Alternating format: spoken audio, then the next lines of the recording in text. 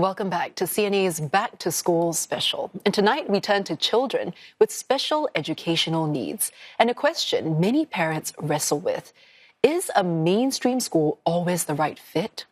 Well, there are currently an estimated 27,000 students with special educational needs, or SEN, in mainstream schools, including some without a formal diagnosis. Government-funded special education schools, or SPED schools, help support 7,000 students with moderate to severe SEN.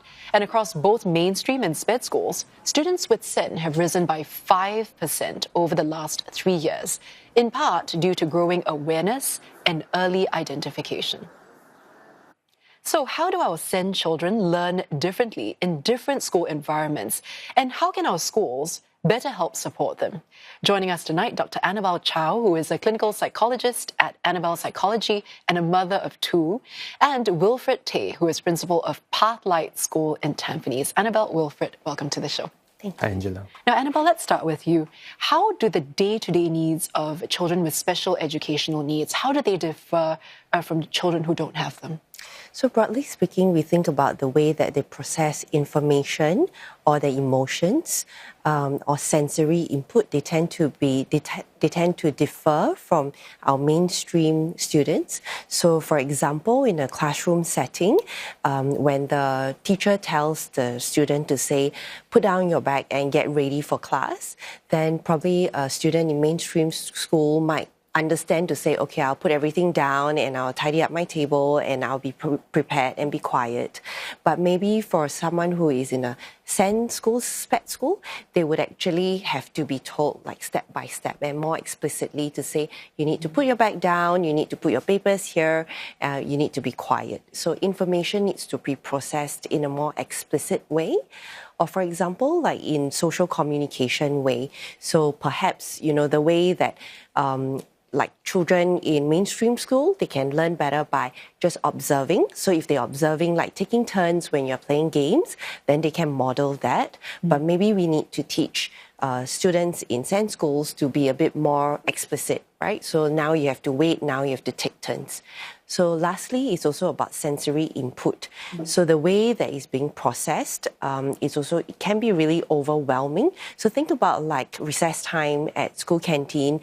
There's a lot happening, the chairs are going, and then students are running and talking in the background. For most of us, we can tune that out, but people with special educational needs, they may struggle to tune that out. So they might take a little bit more to process, and then sometimes they might get emotionally overwhelmed. So information processing, social communication, and sensory inputs, these are three challenges that maybe a SEN student might have to grapple with. Wilfred, in your experience at Pathlight, is this also something that the students find challenging, or are there any other challenges that you might add to that list? So in Pathlight School, we are the autism-focused school delivering national curriculum as well as life readiness skills. So our students actually take the national curriculum and also take the same national exams as mainstream school students. However, key features of how to support them is, as what Annabelle has shared earlier, social rules, social communications are explicitly taught. The routines, the expectations of teaching and learning spaces are explicitly taught in the school by the teachers and to set expectations. And we also foster a safe learning environment where students can be themselves, can ask questions, there are no wrong questions, so that they can be themselves and students can teachers can guide them along the way. And we are also supported by a multidisciplinary team of psychologists and therapists to help those who may need to regulate throughout the learning day. Yeah, so it seems like there's quite a lot of streamlined support and more targeted needs are being met here.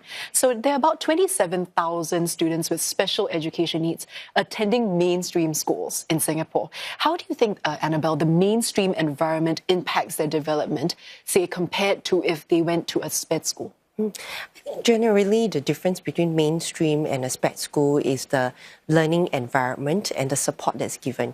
So like in a mainstream school, support is like added on, but like in a SPED school, an example like Wilfred mentioned in Pathlight, is actually integrated. So that support is actually built into the system, into the routines to facilitate and help the child learn better. But in mainstream, it's kind of added on.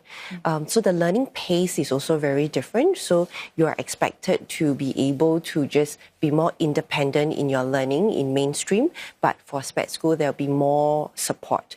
So I think mainly the differences is the support that's given, whether it's integrated or it's added on, and also that the way that information is dispersed, as well as more emotional support. So like in SPED schools, they have a multidisciplinary team. So they've got therapists to help. So in mainstream school, we also have those educational, those therapy support to help them, but then that's an added-on system. Wilfred, do you have anything to add to that, or any examples you can share with us about how the experience for a SEN student might be different in Pathlight, for example, compared to if they went to a mainstream school? So my perspective is that I think it really depends on the student's learning profile and the student's need. So, and then tailor the environment towards the student needs. Some students actually do fairly well in mainstream schools, and some do fairly well with, like for example, Pathlight school, a SEN school, and eventually move on to a mainstream school setting. And I think it's also the student need at a particular development and growth stage of his life. And some needs change throughout time, and we must not box them into a certain frame and then assume that they will be the same for the next 12 years. Yeah, that brings up a question, of course, among a lot of parents, right? What type of school is better, mainstream or SPED schools? Is that even the right question, or is it really about what the needs of an individual student are at a certain time as well in their journey? Annabelle? Absolutely, I agree with Wilfred on that. I think every child develops differently, whether it's a neurodiverse child or a neurotypical child. They develop different skills with different kinds of support. I think maybe the question might be more like, which is a safer environment to help my child learn and grow and thrive, or regulate, because these are beyond the academic skills. These are really important life skills beyond, just school and, syllabus.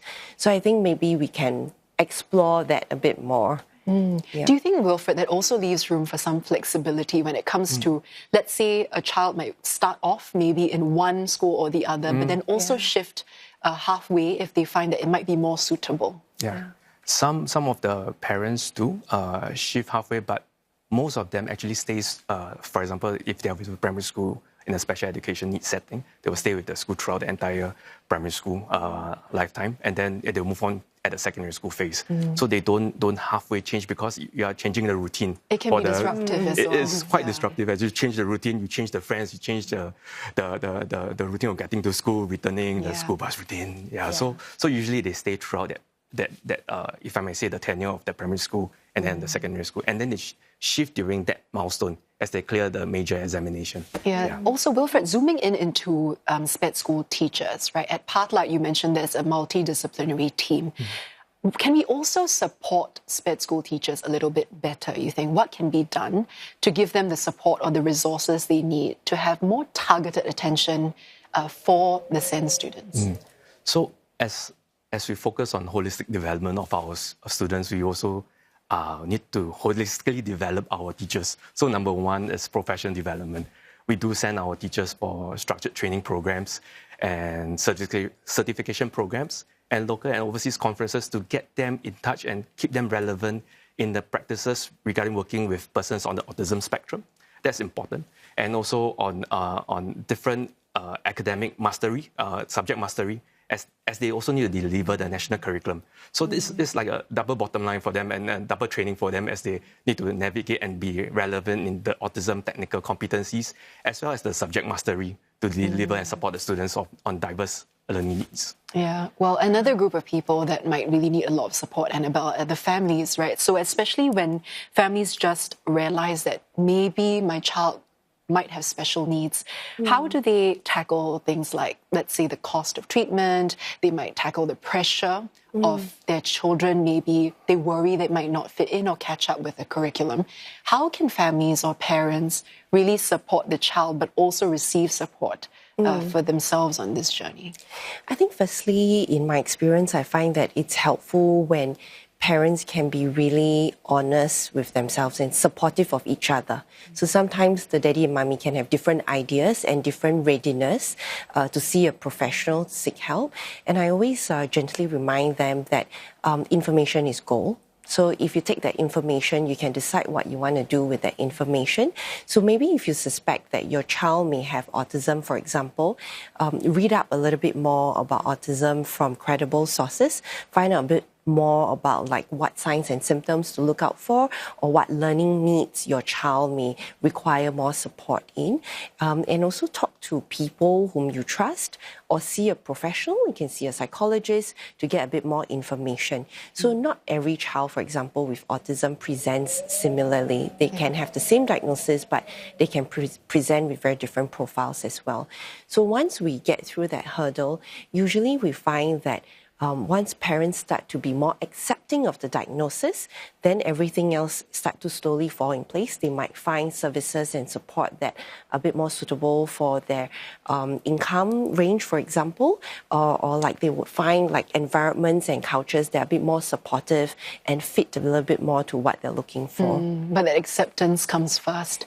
Yeah. Well, Wilfred, and from your perspective, when you do encounter parents and working with the families as well to support the kids, what are some challenges that have come up from families that the school collaborates with to help address? So we do run a few parents initiatives. One is the Parents Empowerment Series workshops, where we unskill them in both the national curriculum skills, how to work with your child on the autism spectrum. And the other one is practical tips on daily living skills, independent living at home. How to understand your child's needs at home and to different play settings, community settings, and how to teach them at home. So that is one parent empowerment series. And we also have our parent-school collaboration teams, where the parents actually work with the school and support the school in different events and initiatives and co-mingle with each other and be each other's support network as they journey together through this life phase of the child. Yeah, so they need to encourage each other. This is a mini network that they spur each other on, encourage each other to share notes, and we facilitate that to really support our parents. Yeah. Like, Annabelle, it does seem like, kampong spirit. Exactly, like it's an ecosystem. And before we go as well, Annabelle, do you have any tips for parents individually or any advice for people who are struggling, especially at the beginning with accepting the situation and then later on feeling overwhelmed? Do you have anything to say to parents who are worried? I think it's a really normal experience. It's a confronting news because I think there's a lot of feelings of grief and shock, usually, especially in the beginning, because it's not something that you had planned for or had imagined for yourself. So that can be really kind of dashing for many people. And so just to give yourself some space to grieve, and that it's okay to have these feelings of sadness, of shock, of anger and fear and guilt. A lot of parents blame themselves for the presentation of their child. So I think these feelings are really okay, and please speak to someone you trust or family members. And after you've done that, then I think it's about looking for the appropriate support and resources to help your child and yourself. All right, Annabelle, Wilfred, thank you so much for sharing your thoughts with us today. I've been speaking with clinical psychologist Dr. Annabelle Chow and also Wilfred Tay, who is principal of Pathlight School, Tampines.